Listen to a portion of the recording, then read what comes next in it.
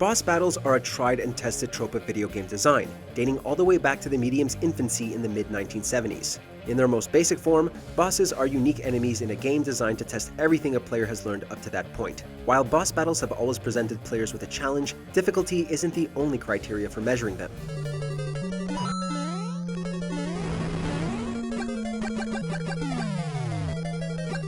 Before we get into this deep dive, make sure to watch our original top 10 on this topic over at Watch Mojo.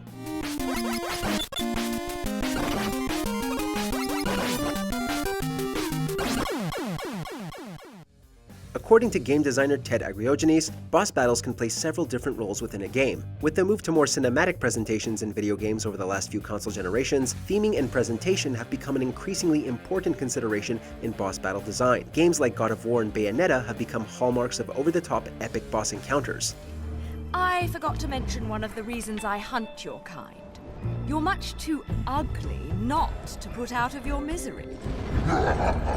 Enemies like God of War's Hydra or Bayonetta's Fortitudo are presented as extremely powerful colossal enemies, but from a mechanical standpoint, they aren't as difficult to defeat as their size and power would suggest.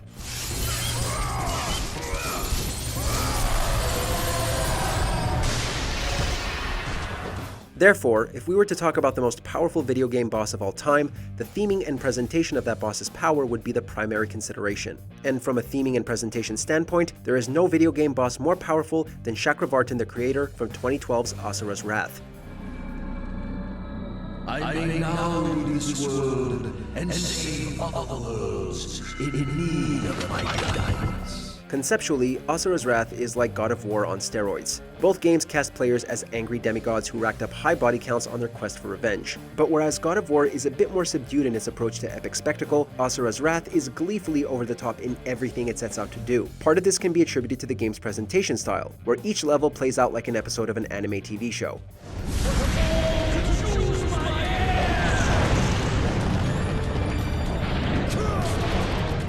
But even without that framing, Asura's Wrath is notable for its dedication to topping itself consistently. Just when you think you've seen the craziest set piece the game has to offer, the development team at CyberConnect 2 throws something bigger and crazier at you.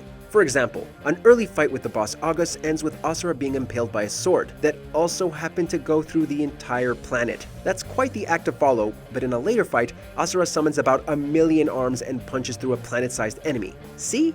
Escalation.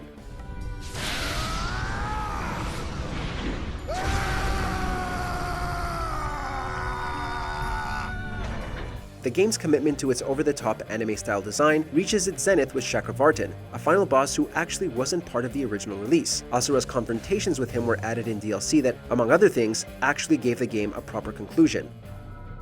Come, enjoy your daughter.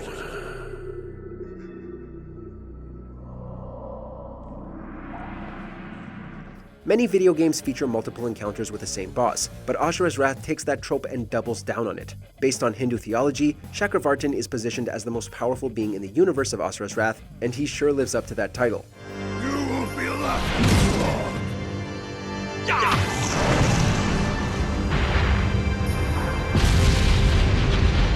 Chakravartin not only orchestrates many of the game's major plot beats, but his power is displayed overtly in his multiple fights with Asura. After essentially trolling Asura throughout the game in his golden spider form, Chakravartin faces off against the angry demigod in a multi-stage battle that tests players' abilities while reaching new heights in terms of scale and grandiosity.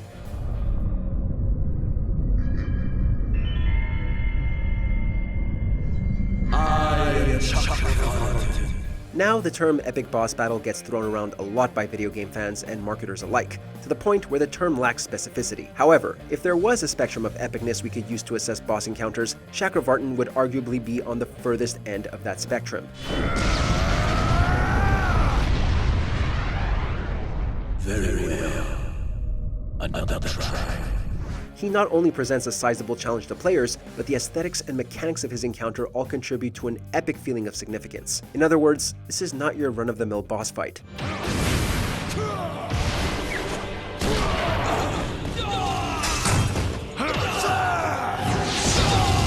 When Asura first faces off against Chakravartin, the most striking detail is the sheer difference in scale between the two combatants. Asura is practically a speck compared to Chakravartin, who is so large he's able to use celestial bodies as projectiles. He has his own gravitational field, pulling in nearby galaxies with his mere presence.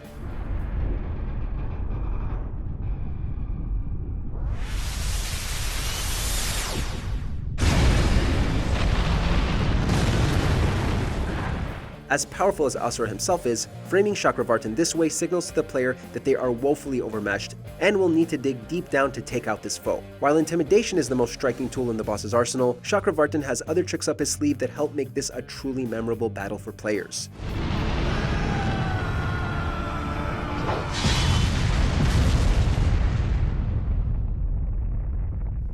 After the space battle and a more traditional one-on-one close-range fight, Chakravartin transforms into his ultimate creator form. What's striking about this form is that it's essentially the antithesis to Chakravartin's earlier appearance. Whereas Chakravartin is introduced as a colossal galactic foe, his creator form is significantly smaller. In fact, he's only a bit taller than Asura.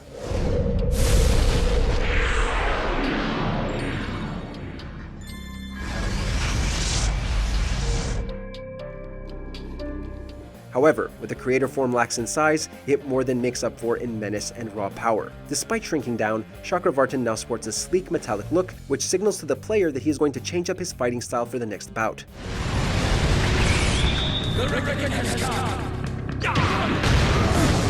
Indeed, this is Chakravartin's most powerful form, complete with new attacks such as a one-finger death ray and giant throwing blades. At one point, he destroys all of Asura's arms with a single finger, reducing the demigod to his most basic form.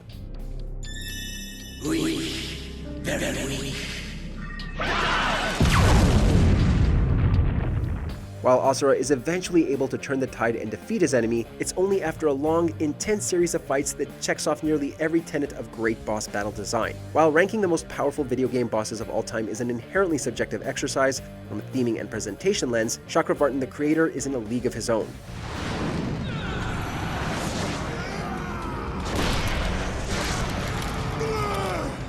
He not only thoroughly tests the titular protagonist, and by extension the player, multiple times, but is arguably the pinnacle of epic enemy design.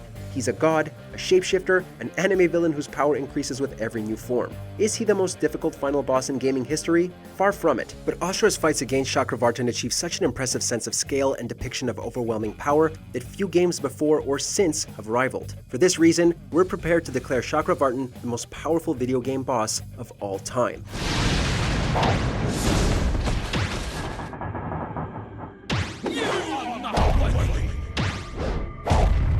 Thanks for watching. If you enjoyed the video, make sure to check out the full top 10 on this topic over at Watch Mojo.